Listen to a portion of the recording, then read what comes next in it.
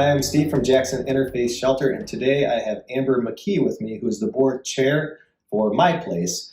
Jackson Interfaith Shelter has a lot of rental properties, and we formed a partnership this past year with a new organization that's doing incredible work. Amber was on the forefront of making that happen, so I'm excited for her to talk about what she's doing here. So thanks for joining me today, Amber. Thanks for having me, Steve.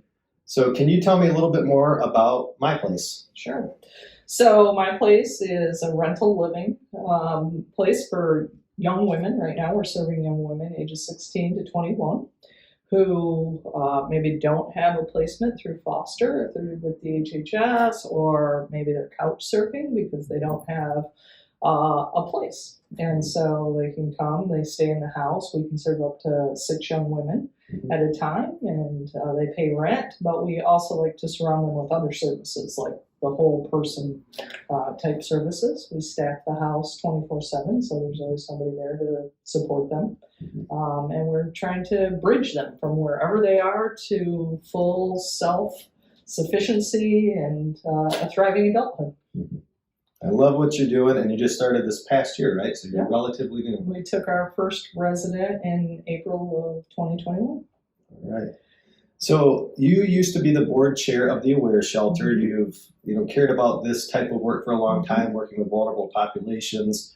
Can you just kind of talk a little more about kind of what your process has been of learning about this area, and then specifically moving into MyPlace, what is it that got you to the point of helping to launch a new nonprofit for this reason? Yeah, so a lot of that is going to stem from my faith and my belief system, and investing in people and caring about people, and really having, I guess, a heart for justice issues, right? And when people are taken advantage of, and that could be abuse, assault, exploitation, right? So we tend to think of sexual assault, domestic violence, human trafficking in these buckets, and our government funds them in buckets, but really for people living in those, that it's just their life story and it's their walk, and it's not so neatly segregated into these buckets. Well, I've been active with a group in the Jackson area called the Set Free Movement for probably over 10 years now. And the Set Free Movement works in anti-human trafficking work. And we were doing a lot of awareness and education around the Jackson community. And as people became more aware of human trafficking, we really started to ask ourselves, what more could we be doing? What more should we be doing, and especially in the Jackson community? And we decided the best way to figure that out is to do a community survey and to go into community and ask, what could we be doing? What should we be doing? Where are there some gaps? And it was really, that assessment took over 10 months. It was a long time. Nothing ever moves as quick as you think it's going to. Being thorough. So, and that was church organizations, law enforcement organizations, educators, social service organizations. And it became apparent really early in that process that people were saying over and over again, our vulnerable youth need more support. Now, that wasn't where I thought we were going. I thought we were going to end up with an organization like SOAR working with adults coming out of human trafficking, but that isn't what we felt like the community was calling us to do, or where God was leading us, because we were, we were in prayer too, and really asking what His will was, and they coalesced in that area. And so we said, okay, if it's youth, do we have vulnerable populations of youth in Jackson? And so then we went out and looked at data, and we said, first, what makes youth vulnerable to human trafficking? And it would be things you could probably guess without looking at Polaris studies, but homelessness, LGBTQT, abuse, neglect. And then we said, well, do we have that demographic in Jackson? And really, abuse and neglect in Jackson, I won't quote the statistics, but compared to other cities in Michigan, we're very high. And so when we looked at those factors, we said, well, we do have a vulnerable population of youth. Then we asked, well, where are the gaps in services? So we don't want to be redundant. We don't want to do something everyone else is doing.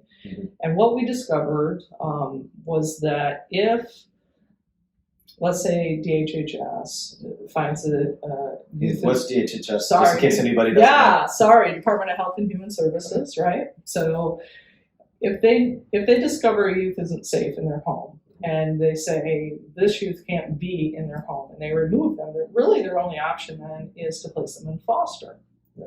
They have to turn to the community Mm-hmm. and say, okay, we've determined this youth isn't safe in the home that they're in, Mm-hmm. but now, okay, community, who's willing to take this youth? Mm-hmm. And that's a challenge for teens.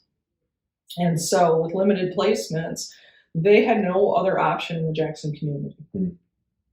And that broke my heart personally. Right. Like, it was like us saying as a community, for our most hurt and vulnerable youth, right, we don't have a place for you, and we have to send you away. Right. Away from your family, away from your friends, your social workers, your therapist, your entire support system. We're going to uproot you out of our community and right, send you somewhere else, typically to a large residential home. Right, facility, and a lot of times we found those weren't trauma informed. Right.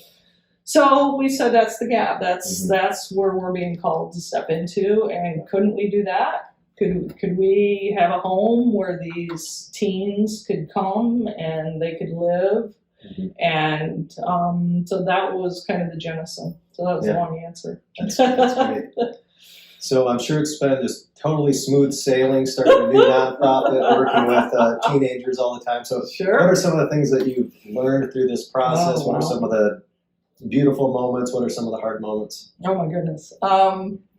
So we knew we would learn a lot in the first year. Like, we told ourselves that as a board. We looked at each other and said, we'll be a different organization in a year. But then when you actually walk it, right, you really learn, right? And so for one, we're working with young adults who have had a lot of trauma in their background. Mm-hmm. And that affects them in certain ways, right? And so they bring health issues, mental health issues, substance use issues, right? Like, all of that comes with them into the house. And so I don't think maybe we were prepared for the pace of a suicide attempt. Mm-hmm.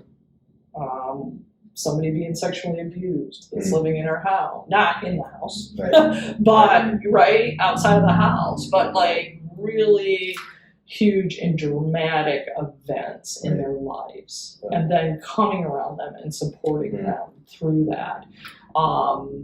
You know, if you had asked me and I thought, oh, well, sure, something like that could happen, maybe 1 or 2 a year, right, not, 4 in the first 5 months, right? Like, right. So I think our ability to kind of come alongside, get support for those events was huge. Mm-hmm. I think for me, I really expected everything to move so much faster. Like, a young woman would come into the house and we'd embrace her and love on her, and we'd set these goals, and you'll graduate high school and you get your driver's license and you'll get this job, and in 6 months, and right? You'll have a Hollywood movie made about it within 2 years. Yeah, right? it's going to be beautiful. And then young women come and you realize they have had housing instability. A month ago, they didn't know where they were going to live. They have had food instability. They've been assaulted. They've been abused. And just getting to a place of trust and really deeply feeling safe takes time.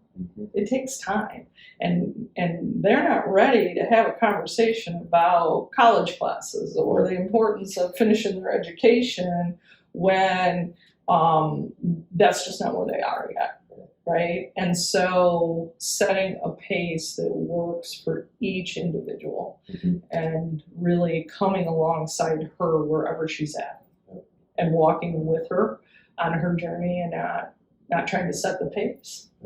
Right? Because it's their journey, and we're just here to walk alongside of them and help them reach whatever goals they've set for themselves. And so all that's learning. It's tough but meaningful work. Yeah. So you can have up to 6 girls in the house, is that right? Yeah. What is the process of a girl, wanting, saying, I want to stay at my place How do they qualify? It's- How do they find out about you? So here's one of our learnings. We thought that our young women had come from the Department of Health and Human Services. They'd be these young women that didn't have foster placements and were aging out of foster. And we get a call from DHHS and say, we have a young lady. And that does happen. However, it also happens that you guys might call us and have a young lady here that is more appropriate for MyPlace. Annalita and Squeeter, the ladies over at Aware, may call us, right? And they have a young lady. Jackson High may call. Okay. Somebody from church may call. Or we've had some young ladies that found out about us and called themselves. Okay. So maybe they were couch surfing and somebody told them about us and they self-referred in. And so we're finding we're getting referrals from all around the community, which is fantastic. And then there's an interview process. There's kind of an application interview process. Because the other thing we found is that it is what we call independent living. It's what the Department of Health and Human Services calls independent living. While we have somebody in the house, they're not their police. They're not police. Right. We're not their parents, right? They're not their pastor, their psychologist, right? So we're not policing them. Right. There's a lot of freedom and independence in the house. And so I think young women have to be operating at a certain level of independence to be able to handle that. Right? And to make choices, keep themselves safe. Right? And we're function well with the other girls living in the house. Oh yeah, there's that whole dynamic too. So we're constantly, in my mind, balancing self-efficacy with safety and security. Right? And so how do we support them in a way that they're safe and they're secure? And if a young woman safety and security is maybe jeopardized by the independence, that she isn't making choices that keep her safe and secure or keep her other residents safe and secure, then it's not a good fit. And so I think we've learned how to do that intake process better and interview and ask the right questions to make sure that we have a good fit. And it's tough because sometimes the people that are helping these young women they're fairly desperate for a place. Right.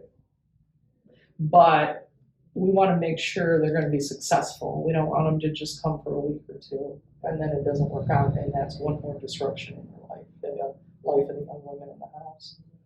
Is there a time limit? Because Aware Shelter is, I think, about a 30-day kind of emergency shelter. Interfaith Shelter is a temporary place. So what's the time frame that somebody could be at MyPlace? So we basically work off of more of the age, right? 16 to 21. And so our goal, of course, is that a young woman living there will get to a place of independence and, hopefully finish school, get her driver's license, have first and last month's rent, and want to go and move out, right? We'd like to get her to a place where she said, this communal living is great, but I'm ready to go. And so obviously, since we've only been open a year, we haven't reached that point yet. So it's probably more if we had a young woman with us that was getting closer to 21, we'd want to be having those conversations. But it's not several years, somebody could be with you if that's what they needed. Yeah. Great, so. I have a resident right now that tells me I'm going to have to kick her out. Maybe she's going to volunteer once she... Well, that's what I've always said. Well, maybe you'll be running the place by that time. So.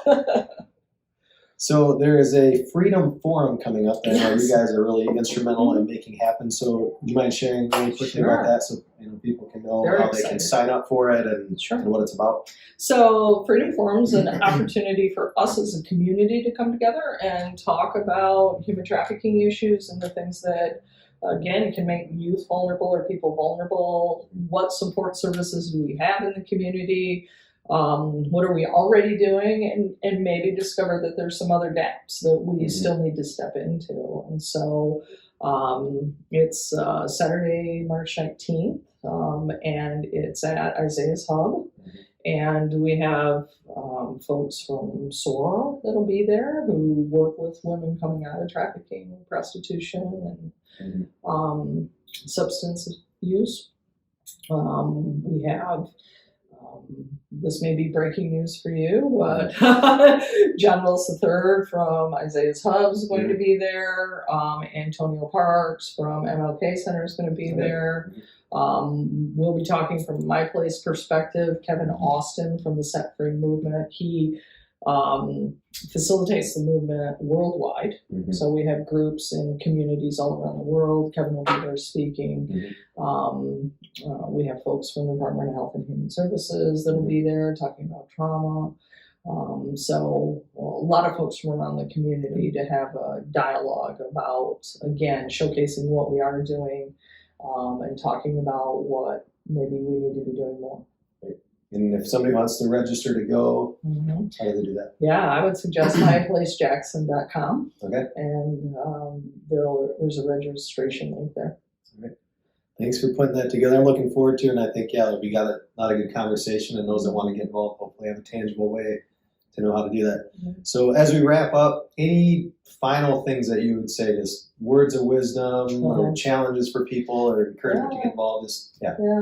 I just think, I think about the work you're doing, that Aware's doing, Michelle's doing, we're doing, that there's a lot of opportunity for us to come together as community and work as community to do things. And I would just encourage people, MyPlace was a grassroots effort, right? It's not a government program. It's not funded by the government. It's funded by people who see the value of this work and see the need in our community, and they provide for us so we can provide for these young women.